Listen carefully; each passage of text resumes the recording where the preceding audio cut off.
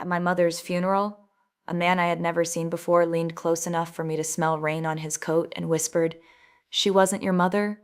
Mother's man, I stared at him while people filed past the casket behind us. "What did you say?" He glanced toward my husband, Daniel, then at my older sister, Rachel. "Ask them why, they already know my name." Before I could stop him, he walked out through the side door. I turned to Daniel. His face had gone pale. Rachel saw me looking at him and hurried toward me. "Claire," she said, "don't do this here." I hadn't accused anyone of anything. That was what frightened me. 20 minutes later, I found Daniel's phone unlocked on a chair. The newest message was from Rachel. "Delete the hotel confirmation before she sees it." For the next day, I became certain my sister was sleeping with my husband. I was wrong, but the truth they were hiding had been inside my family much longer than my marriage. I was 47, the kind of woman who labeled freezer containers and corrected people when they remembered dates incorrectly. I managed insurance claims for a living. I noticed contradictions professionally. At home, I had learned to ignore them. Daniel and I had been married 19 years. The last 2 had become efficient rather than intimate. We discussed groceries, my mother's appointments, his construction projects, and bills. Whenever he tried to talk about us, I usually found something practical that needed doing. Rachel had always been different from me. 2 years older, impulsive, warm, sometimes careless. After our father died when we were teenagers, she slept beside my bed for a week because I refused to admit I hated being alone. That was why suspicion felt almost obscene. 3 weeks before Mom died, Daniel started turning his phone face down whenever I entered a room. Then Rachel mentioned that Daniel hated the new blue curtains in our bedroom. I had never told her about them. A few days later, I complained that Rachel had missed one of Mom's hospital visits. Daniel immediately said, "She's doing more than you realize." "What does that mean?" He looked away. "Nothing." I chose the harmless explanations. Daniel could have mentioned the curtains. Rachel could have had reasons for missing the hospital. A turned-over phone was just a phone. But after the funeral, those little moments no longer looked little, and the hotel message gave them a completely different meaning. The reservation on Daniel's phone was for the Harbor House, 40 minutes away.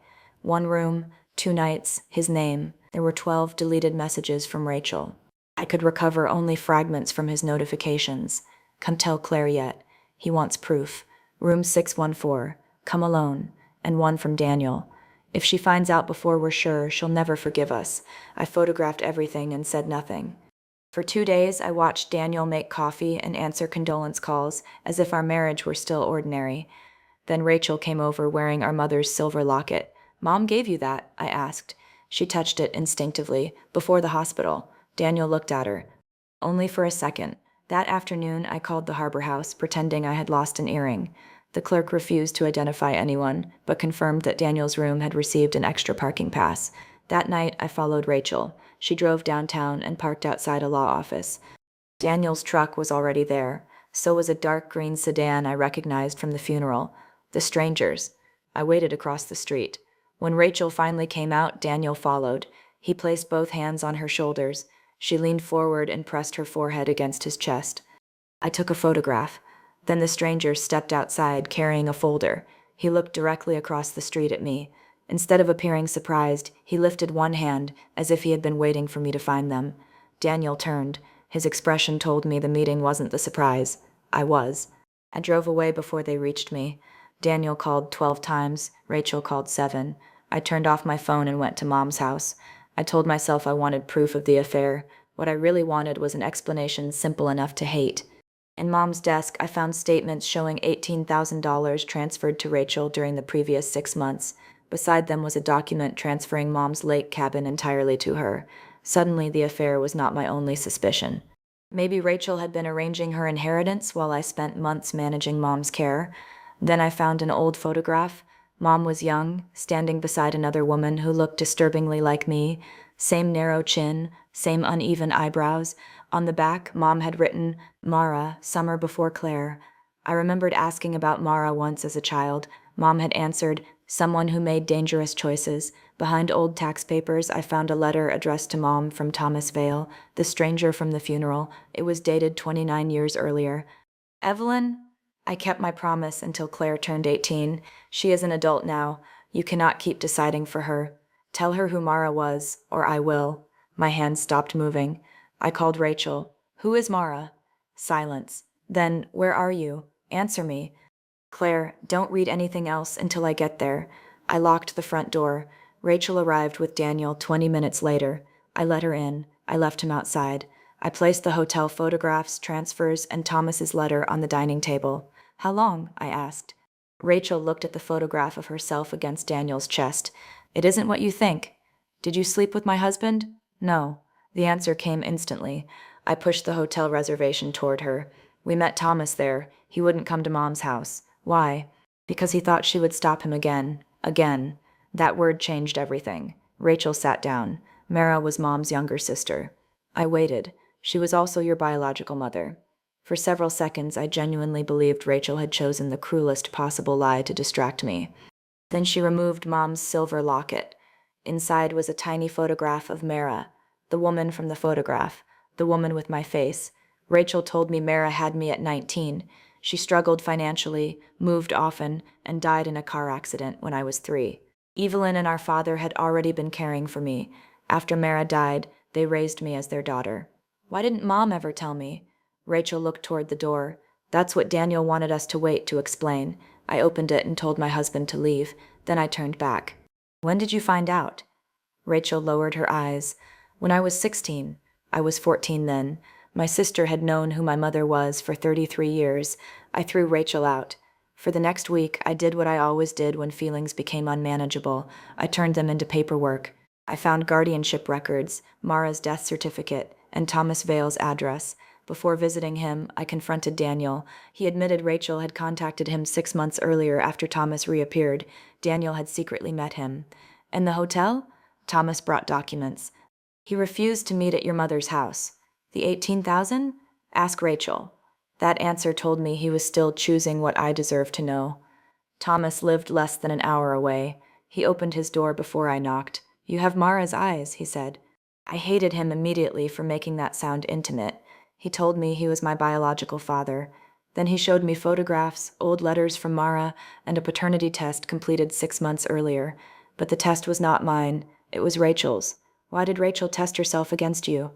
She wanted to know if Evelyn had lied about her father, too. He wasn't Rachel's father. Then Thomas handed me an envelope. This came back when you were 18. My childhood address was written across the front. So were the words, "Return to sender." I stared at the handwriting. I had seen it on hundreds of birthday cards. Rachel's, the hotel, Daniel, and the money suddenly mattered less. My sister had not merely known the truth. She had stopped it from reaching me. Rachel didn't deny it. She sat at my kitchen table with the returned letter between us. I was 18, she said. You were old enough to know my mail wasn't yours. You want the ugly answer? Yes, I was jealous. Growing up, Rachel had always believed Mom loved me more. Mom worried over my illnesses, kept every school award, and constantly told Rachel to be more responsible like me. Then Rachel discovered why. It wasn't because you were better, she said. She felt guilty about Mara. When Thomas wrote after my 18th birthday, Rachel opened the envelope. He wanted to meet me. Rachel imagined losing the mother she already believed preferred me, and losing me to another family too. So she returned the letter. Then she admitted there had been 2 more. She hid those herself. Years later, after becoming a mother, she regretted it and searched for Thomas unsuccessfully. 6 months ago, Thomas found Evelyn. Rachel panicked and told Daniel. Why Daniel? Because Mom knew you wouldn't trust me once you learned what I'd done. She thought Daniel could keep things calm. Daniel was standing in the doorway. He admitted Mom had asked him to keep Thomas away until her treatment ended. He agreed. He persuaded Thomas to wait. He deleted messages. He lied about the hotel. I thought another crisis would destroy you, Daniel said. I looked at him. No, you thought you had the right to manage me. He didn't answer. Then Rachel slid the cabin document toward me. You think I stole this too? Read the last page. The cabin wasn't a gift. It was repayment for years of expenses Rachel had covered for Mom. But another line showed the property had once belonged to Mara, and that opened the last secret. 2 days later, the 4 of us met at Mom's house, Mum House. Rachel had paid more than $26,000 over 11 years toward Mom's mortgage, taxes, and medical expenses. The $18,000 I found had been partial reimbursement. I had accused her of stealing from an estate she had helped preserve, but the cabin itself was different. Thomas said it had originally belonged to Mara. After Mara died, Evelyn put it in her own name while I was still a child. For years, Thomas had argued it should have been held for me. Rachel had known since she was 16. So Mom gave you the cabin to settle that? I asked. No, Rachel said. I asked her to return it to you. Daniel looked down. I knew there was more. Thomas placed an old photocopied letter on the table. Mara had written it to Evelyn when I was 2. I read the sentence again and again. The story I had been told was that Mara had chosen a reckless life and left me with the responsible sister. That wasn't what happened. Mara had asked Evelyn to care for me temporarily while she found stable work. Evelyn became attached to me. So did the man I grew up calling Dad. When Mara tried to take me back, Evelyn threatened to seek permanent custody and report the conditions of Mara's apartment. Mara backed down, terrified that a legal fight might put me into temporary foster care. Rachel started crying. I found that letter when I was 16. That was why she had resented me. She hadn't believed I stole her mother. She believed her mother had stolen me. And then Rachel repeated the same betrayal. She hid Thomas's letters because she wanted to keep me. Daniel repeated it decades later because he wanted to protect our marriage from a truth he feared would destabilize me. 3 people had confused love with permission. I turned to Thomas. Why wait until the funeral? He looked at Daniel. I didn't. The room went silent. I came to your house 6 months ago. Daniel's face answered before his mouth did. He had opened the door. He had recognized Thomas from Rachel's warning, and he had told my biological father that I wasn't ready to meet him. That was when my marriage ended. Not because my husband had slept with my sister, because he had stood between me and my own past, then called it protection. I moved into a small apartment 2 months later. Daniel and I separated. We tried counseling, but I couldn't forget that he had made a life-changing decision for me without asking me. Eventually, he stopped saying he had been protecting me and simply said, I was wrong. I appreciated that. I still didn't go home. Rachel sold the lake cabin. She kept the portion representing what she had invested and gave me the remainder after our lawyers calculated it. We did not become close again. For months, our conversations were short and practical.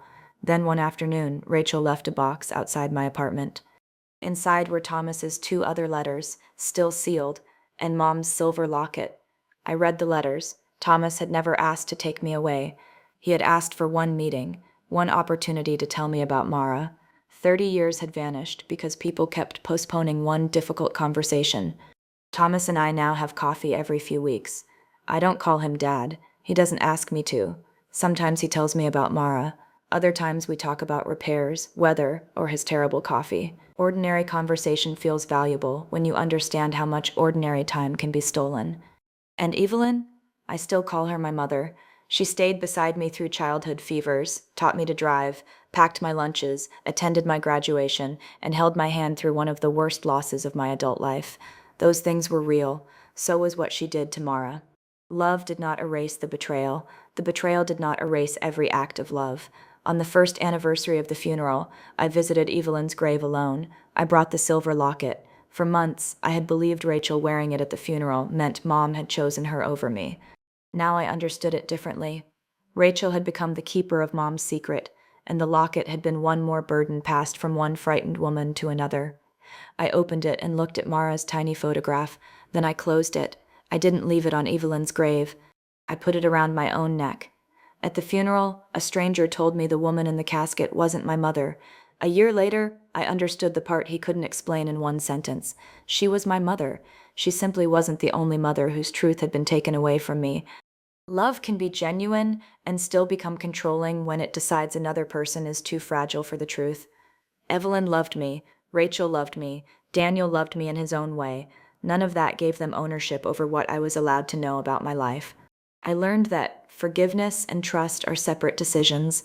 I can understand why someone was afraid without pretending the choice they made was harmless. Sometimes the deepest betrayal is not abandonment. It is discovering that people who loved you believed that love gave them the right to choose your reality. If your family hid the truth about your own parents because they truly believed they were protecting you, could you forgive them? Or would taking away your right to know be the one betrayal you could never trust again? You could never trust again. You could never